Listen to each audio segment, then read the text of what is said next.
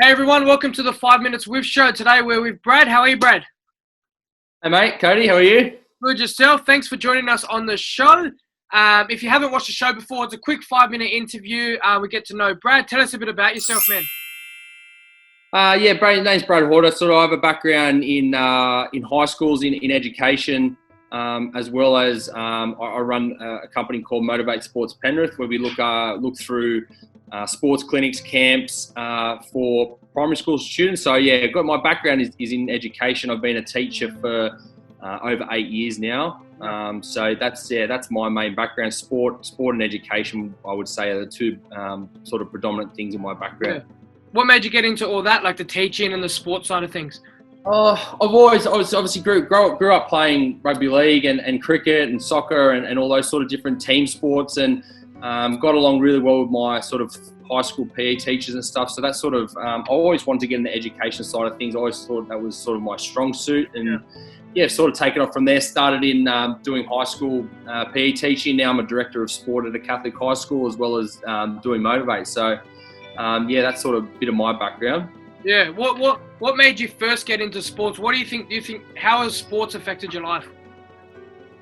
Just from a young age, always into sports. Sort of parents put in there. Dad had a background playing footy growing up. Dad was the youngest of 9, so he was sort of in that sort of team, sort of family thing. So that's always been important to me.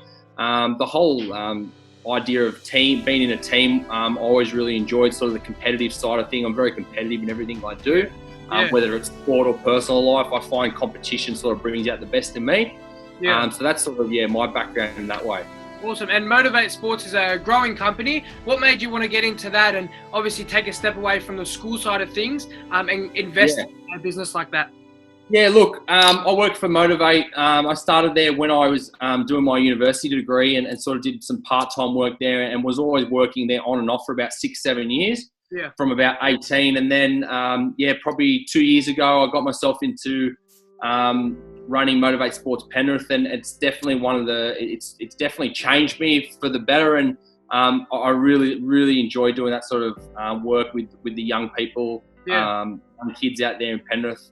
It's something that I'm looking that we'll continue to sort of try to keep growing in what we've done. We've had a really good start to our time there in the last 18 months. So that's our aim, is to keep building on what we're doing really well out there, and also learning from obviously the climate we're in at the moment and how our business can pivot, adapt and sort of reshape moving forward.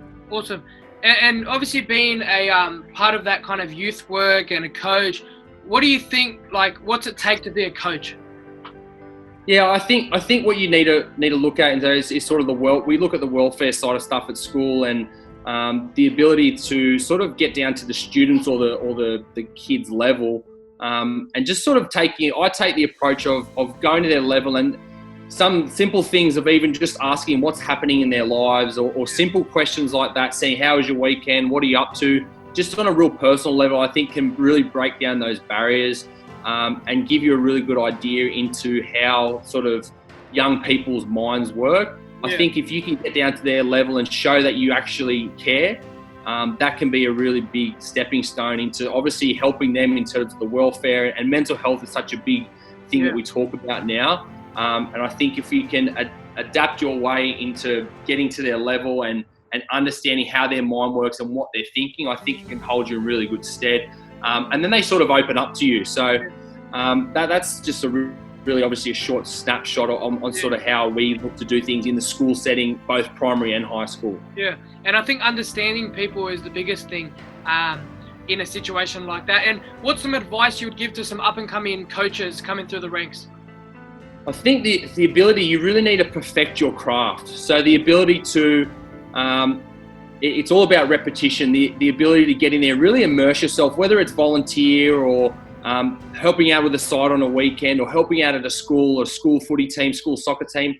I think repetition, like anything, 10,000 hours makes you a master. So I think the more you can do it, it's all well and good to watch things on YouTube and watch people do videos, but the more you can get out there and immerse yourself in actually doing those things. And I think it's really important to find a mentor. I know I've had many mentors as I've gotten older. I still have mentors now that I sort of lean upon to go to run things past. So I think, repetition and having a mentor program or looking up to someone and always trying to learn. Educate yourself on how the climates are changing, especially in sport. If we're talking on the sport level, what are the new things in sport? What are the people doing? What are your customers talking about? What are they doing? What are they looking for? Yeah, 100%, and that's a lot of people will probably take that on board. We're going to get on to our speed rounds, man. Quick questions, test the brain. Let's start. Would you rather dogs or cats?